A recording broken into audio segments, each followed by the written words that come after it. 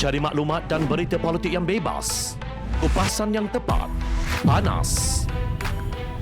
Dapatkannya secara eksklusif hanya di Jom Channel. Komitmen kami, pentasan berita Isnin hingga Jumaat. Berbicara dan isu semasa, kami garapkan secara langsung. Panel-panel berkaliber dan profesional. Interaktif, pandangan anda kami raikan. Jangan lupa bersama kami di setiap hujung minggu dalam edisi khas mingguan. Jom Channel, moving forward, sharing a new experience.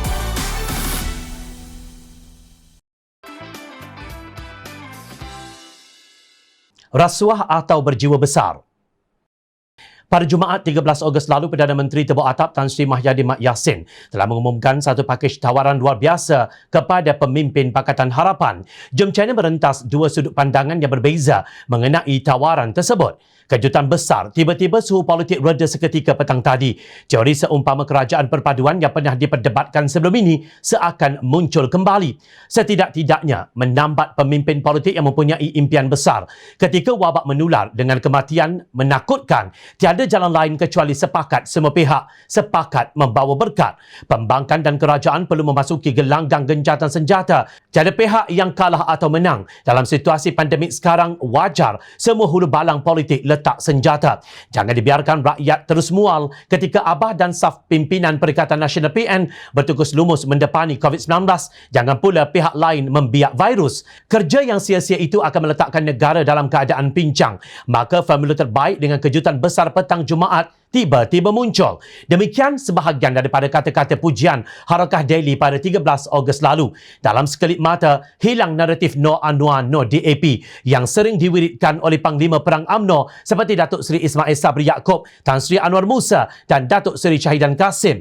Namun, Majlis Presiden Pakatan Harapan melihat tawaran Mahyadin pada hari itu adalah pengakuan terbuka bahawa beliau telah hilang sokongan majoriti ahli Dewan Rakyat. Ini mewajibkan perkara 43/4 Perlembagaan Persekutuan dilaksanakan, di mana beliau hendaklah meletakkan jawatan. Ini kali pertama dalam sejarah Malaysia seorang Perdana Menteri yang mengaku kehilangan sokongan majoriti namun secara terang-terangan terus menagih sokongan pembangkang. Ini juga kali pertama seorang Perdana Menteri yang tiada keabsahan menawarkan rasuah secara terang-terangan dalam siaran televisyen langsung di hadapan seluruh rakyat Malaysia.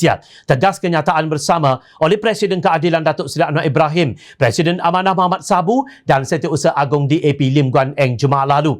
Inikah dia yang dinamakan gencatan senjata, iaitu terus memanjangkan hayat politik Perikatan Nasional yang dipenuhi gerombolan kakistokrasi yang flip-flop. Termasuk juga 3 orang duta khas bertaraf menteri yang makan gaji buta dan seorang penasihat yang bertaraf menteri yang dijatuhkan sebagai menteri besar di negerinya sendiri. Menurut Majlis Presiden Pakatan Harapan, apabila Mahyadin berkata, saya ulangi, sehingga saat ini tiada seorang pun ahli Dewan Rakyat lain yang dapat membuktikan dia mendapat sokongan majoriti ahli Dewan Rakyat. Beliau dengan jelas telah membelakangi fungsi dan kuasa yang di-Pertuan Agong Al-Sultan Abdullah Ahmad Shah selaku Ketua Utama Negara seperti yang termaktub di dalam Perlembagaan Persekutuan, khususnya perkara 43/2/A Perlembagaan Persekutuan. Sudahlah menderhaka, kini mahu mengambil alih tugas yang di-Pertuan Agong untuk menentukan siapa yang akan menjadi Perdana Menteri. Oleh demikian, Pakatan Harapan mengambil pendirian untuk menolak keras segala tawaran tidak ikhlas Tan Sri Mahyadin yang sepatutnya dibuat lebih awal dan bukannya di hujung hayat politik beliau. Tumpuan seharusnya diberikan untuk menyelamatkan rakyat dan bukan kerjaya politik Mahyadin. Sebaliknya, Pakatan Harapan memilih untuk bersolidariti dengan rakyat yang sedang menderita akibat pandemik COVID-19. Kami berkeyakinan bahawa kami mampu mengemukakan satu perancangan yang lebih baik, terutama untuk menangani pandemik COVID-19, menghidupkan semula ekonomi serta menyelamatkan rakyat dan mata pencarian, tegas pimpinan Pakatan Harapan. Kononnya dakwah Harakah Daily dalam gencatan senjata ini tiada pihak yang kalah atau menang.